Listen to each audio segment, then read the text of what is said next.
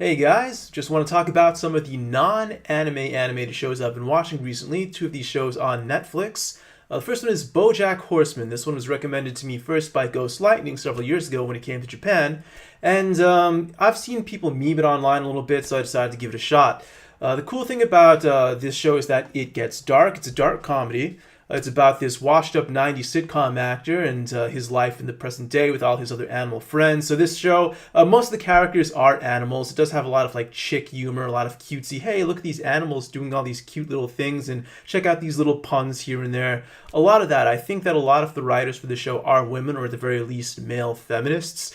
So it is a little bit different in that regard. But yeah, the real appeal of this show is that it does get dark. A lot of the decisions do have consequences. There is a continuous plot thread throughout all the shows. It's not like a typical comedy show in which every episode basically has the same starting point. It's just another normal day when all of a sudden something fill in the blank happens. So that's what's cool about this show. I will say that it took a little while to get good. The first half of the first season is pretty forgettable, but after that, it's good pretty much through the third season. So from the first half of the first season, the second half of the first season through pretty much the end of the third season, I thought was really good. The humor really hit well, and even though there was a lot of like feminist or female humor in the show, it does come off as like clever, well thought out. I can't say the same for the fourth and fifth season, though. So the most recent season, the fifth season, just finally was released like a week ago or 2 weeks ago. The show, since the end of the third season through seasons 4 and 5, it has gone downhill a little bit. It has lost focus. There's been a lot, in the fourth season in particular, there was a lot less focus on Bojack Horseman himself, who really is the star of the show. The fifth season, they do focus on him a lot, but they just don't really have a clear vision for where the show is going right now. And some of the characters, they've been kind of like stretched out into new roles that don't really fit them so much. And also there's a lot of stuff where just because they seem to have run out of ideas, they try to make it more artistic. And while that is fun, it's not funny, which is why you're trying to watch the show in the first place, since it is a comedy.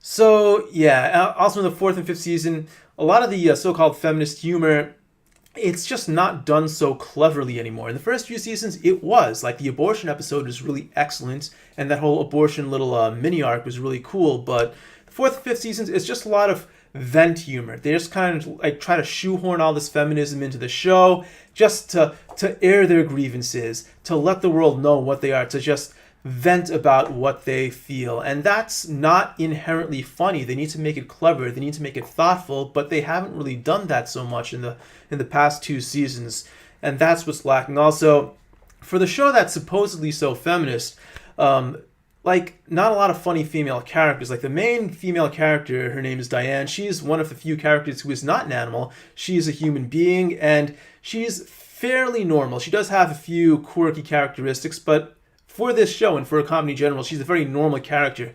And if you're trying to make funny female characters, you don't want that. You want characters who are really crazy and out there, like Bojack Horseman.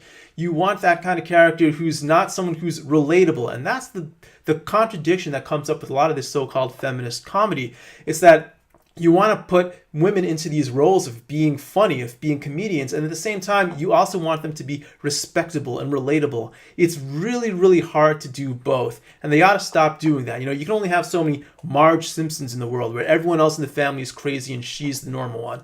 Yeah, there is a role for that. There is value to that on the show, but it's not what makes the show funny. So if you want funny female characters and funny feminism, you have to make crazier characters who will make fun of themselves, who the audience will make fun of, not someone who's so relatable and normal. Anyway, so that's Bojack Horseman in a nutshell. It's a double plus show. I think it is very good, but it does go downhill over the past 2 seasons. The other show I've watched is Rick and Morty. That one is available on Netflix in Japan. Not sure if it is available in the US due to licensing restrictions and whatnot, but yeah, I did watch it here. This one I'd heard a lot of good things about, in particular from Dick Masterson of The Dick Show. He's a big fan of this show. I've seen it memed online. I've heard various recommendations here and there, but I've also heard a few criticisms of it. Some people saying that maybe it's kind of elitist, that some of the jokes are really scientific and inaccessible. Also, the title itself is incredibly boring. Rick and Morty. If you don't know what these names mean, why do you even care? Like, if this show puts so little effort into the title, how good could the show itself possibly be? Alternatively, if the show is actually really good, why do they make such a bad title? Are they just trying to like rub in your face? Oh, we're such a great show that we don't need a good title to advertise ourselves. Just word of mouth and everything is going to make us seem so cool. That really turned me off for a while, but I finally sat down and watched it. And much like its reputation, it is a great show. And this one really hits its stride very quickly. The first episode, the pilot episode, in fact, the title of the episode is Pilot. That episode is boring, dull, forgettable, and whatnot. But from the second episode onward, it's pretty much consistently excellent. And this is despite the premise. So the premise is nothing inherently funny. It's just like a mad scientist old man and his dumb grandson going on adventures. You've seen this kind of thing before, perhaps like a Pinky in the Brain type of thing. You have one really smart guy, one idiot. You see things like Futurama where you have, a genius scientist here and there and his like great, well, in the past it's like his grand uncle or something. But two relatives, one really smart, one really dumb, and they go on adventures. Nothing inherently funny about this premise, but the jokes are just so cleverly written that it more than makes up for it. It's the exact opposite of something like, say, Aqua Teen Hunger Force, another Adult Swim property from way back in the day, and with the premise is so funny, but the jokes aren't really that well written, so once you get over the premise, the show really goes downhill. Well, it's the exact opposite for Rick and Morty. The joke writing more than makes up for everything else on the show. In fact, to compare this to Futurama again, I would say that it has, fewer characters and less interesting characters, but just much better jokes. And I would say that, so there are 3 seasons out so far. I'd say that even season 3 is excellent, and this is despite the female writing controversy. Though apparently they hired a bunch of female writers to I don't know what happened, but I guess they were just trying to virtue signal, like, oh, we have female writers too, and females can be funny, and SJWs don't need to come after us because we're on top of this shit. But I thought that if I hadn't been told about that, I probably would not have guessed it. The third season, it's still very funny. Some of the characters are developed a little differently, and sometimes it does try to pursue different angles that weren't pursued before that I didn't particularly find that interesting, to be honest, but as long as the joke writing is good, and I thought it was perfectly good in the third season, I am going to continue to support the show, which really makes you wonder, why try to throw female writers into this show? Like, if this show is already good, what can the female writers or any new writers do in this case? If the show is still good, that is the best case scenario. And if anything about the show goes downhill, then you're stuck wondering, whose fault is this? Is it the new person's fault? It's got to be the women's fault if the show gets any worse. So that just makes them a target of criticism. I don't think that's really the smartest move. If your goal is to show the world how funny women can be, stick them into a bad show. Stick them in the show that maybe was good in the past, but at least went downhill recently. So that way they can pick it back up. That way you can give them credit instead of taking points off every single time something goes wrong with the show.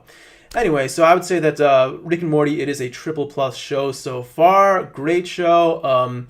Some things that I don't like about it, that are very minor. There's a lot of like potty humor in the show that I don't really care for. A lot of belching and farting and other like lowbrow humor. And that's like, well, what is this doing for me? Not much. I've seen this all before. And yeah, just looking forward to the next seasons. All right, so that's all for now. Hopefully the next reviews are going to be anime reviews. See you next time.